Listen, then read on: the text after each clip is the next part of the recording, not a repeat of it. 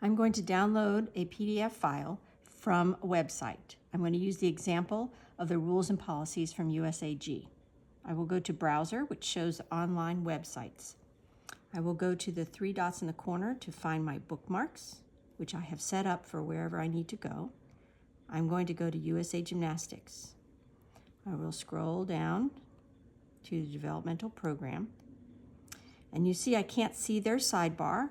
I can use these three lines to open up the full website, and then I can find my rules and policies. I can go to the rules and policies document. It opens up another tab over here to show it. It will allow me to download it right here immediately and put it somewhere, or I can wait and think about it, and I can go up and use this arrow up here. Let me go back to my sidebar. I'm going up to this arrow, and it says, do you want to download the rules and policies document? I say, this is where I can change its title. I can also change where I'm going to save it. For now, I'm going to use Inbox, which is a new feature since I made my videos previously. I'm okay with it going to my inbox. It shows me it downloads, and now it's in my inbox. If I go to my files, I go to Inbox, here's the rules and policies inside my inbox. And now I can access it offline and do whatever I need to do with it. I also have other sources that I can download things besides the browser. I can download it from my computer. It lets me access and link to my computer for a temporary basis. It can also let me go to Dropbox that I've set up, or any other connections if you use Google Drive, OneDrive, or whichever. And so, for example, my Dropbox, I can see all my Dropbox folders. These are things in my Dropbox, and I can take any app, any document, I can copy and move it from these sources into my files, and then I access them offline. It will also remain on Dropbox. This is a way to manage Dropbox as well as your other sources. Now I will create a folder to put this new downloaded document into. I go into my files, I go down to Add, New Folder, I give it a title, and it is now a folder. I can then open up these documents, going to the three dots, gives me a bunch of options. I can move to, in my files, I have practice, move. Document's no longer in inbox, it is now in practice. I can also make a folder of favorite, add to favorites, so it shows up in my favorites pile over here. Then I can easily take an item and I can open it, click and drag it into a favorites, and it is now in my practice folder, favorites.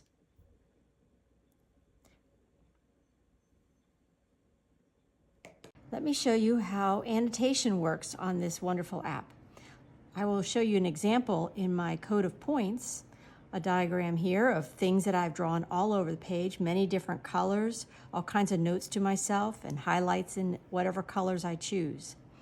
So let's go back, and let's use the example of the recently downloaded rules and policies. I can open up the document. Note that it opens another tab, so here's the rules and policies document, but the code of points is still open in another tab, so I can go back and forth in navigation. I can scroll up to find the page I'm looking for, or for now, I will use a bookmark to find a place where I want to go. So let's start with the Meet Officials page, and I'm going to show you how to annotate. You see all the annotation tools opened up here. We have one that's a highlighter. You can alternate and change the different colors, and what it'll do is it will find the text in the document, and it will go wherever you have the text. If you don't want that much highlighted, you can always, still in the text mode, you can clear that, and it'll clear any kind of highlighting that you do. We have an underline, works very similarly. It can underline whatever text that you want. And if you want it to go away, you can hit to clear, or you can always use the back button over here in this corner, and it'll backtrack whatever you just did. I just cleared it, puts it back. We also have strikeout, also can change different colors. And you can strike out all you want to, finding the text. You can also just keep going down like that if you wish to. If you want to backtrack, that's not what you wanted, you can go back, or you can also hit clear, and you can clear whatever you put as a strikeout. The other tools up here, we have another highlighter up here. This one has assorted colors, assorted thickness, as well as different opaqueness, and it does not follow the text. So you can use it to highlight anywhere you wish, and it will not follow the text, whichever you wish to do. You can delete it also by using the arrow in the corner, or this eraser will erase it for you, whatever sections of it that you want erased. Pens works very similarly with the erasure issues, and I love pens, of course. It changes different colors. It can change your thicknesses by scrolling this up and down here. Let's go to red. And so once it has the pen, you can write whatever you want on your page. You can also zoom up on your page, and then you can write whatever you need. Let's say I want to write some shorthand. Oh dear, it's not a triple back with a pike. It's only a double. I can erase a little bit. And then I can go back and put that pike in. I can then quickly change colors to add whatever notations I need to make it easier for them to be seen. Let me show how to add text to fill out a contract. There's a text box right here. You can obviously change its color. You can also change its size if you want to make it larger. And then once you have it on, you just tap the area that you want to put your text in. Keyboard will come up, and you can write whatever you want. If you stay in this font within text, you can just keep tapping different locations and keep writing your name and doing things like that. Once you're done, you can just tap outside or tap it. And if you want to change this, if you want to move it, if you want to then change inside of it, keyboard comes up, as well as information across the bottom for you to change if you want to change its size and font and bold and all that sort of stuff. Tap outside and you're done. You can also do a signature block two different ways. One is to use the signature as an annotation, as you did before, and you could just sign it how you wish, just with a pen, or deleting it. I can also use the fill-in sign option, which I have created new signatures to remember, and then all I do is tap where I want the signature to go, and it'll go there. And you see it's got box around it. It allows me to move it. It allows me to change its size, so it'll fit exactly where I want it to go. And I'm done.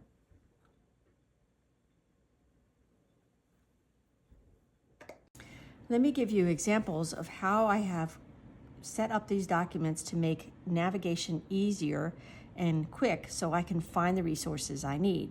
First, I have set up the ones I use the most in my favorites, and I could put them in whatever sequence and order that I want them in.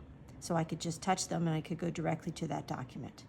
Second, I have broken up the codes of points into a rules section and into skills charts so that it shortens the document and makes it easier for me to scroll through.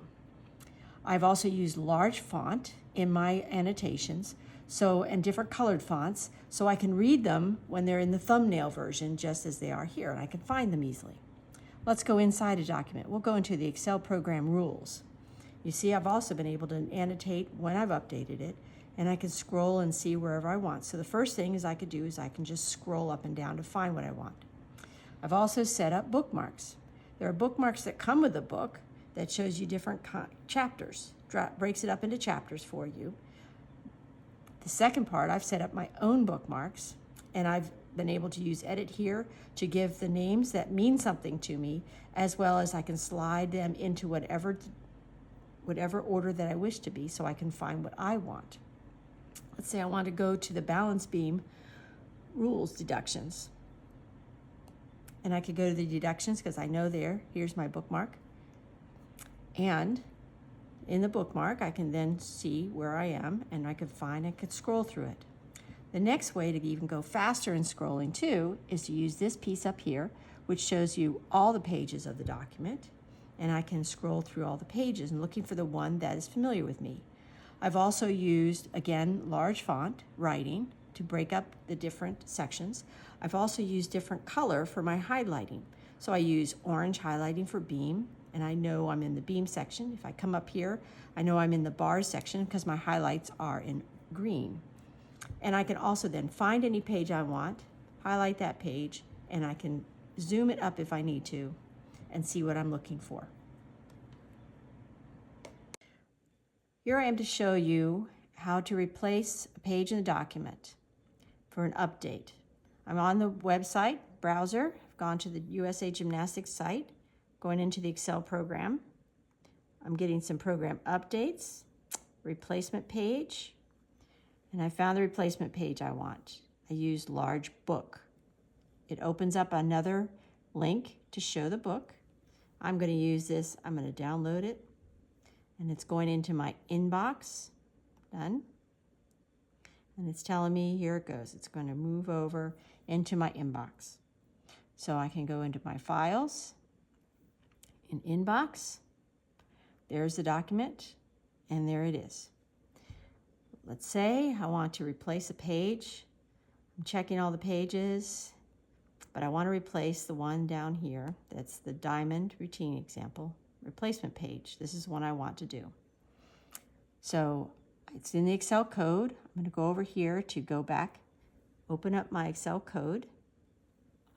I'm going to find the diamond replacement page area in floor exercise. I'm going to get rid of my bookmarks. I'm going to scroll, so I'm in floor and I'm looking at the pages, and I see that here's the diamond replacement page. I've already done it once, so you can see it's already been changed. So in the new one, I'm going to make myself a note to mark that this is my new page, so I know I can always delete that when I get done, but it keeps me straight. I can go in this box right here to see the whole document. The document is highlighted. That's the page I want. I go up here, and you see up here they've added some copy, paste, and delete things. So I'm going to copy. I'm going to go to the Excel code, go to the same area, shows me the documents. That's the page I was on. I want to download it right next to it. Paste. It offers me to tap the pages here or drag to reorder. And there's my new page. It's been inserted into my code. I will close this, so now I know my new page is next to my old page. So now what I do is I'm going to redraw things like my old page. Here I did this highlight here, and whatever highlights I did a couple highlights in there, and I just go back and forth and copy my highlights. Now I want to delete the old page. I go back up into here. My old page is highlighted. If it was not, I can hit select in this corner. Then I can select the button. It tells me what page I want. And then I come in here and I can delete. It deletes the page. The new page has now been inserted into the document.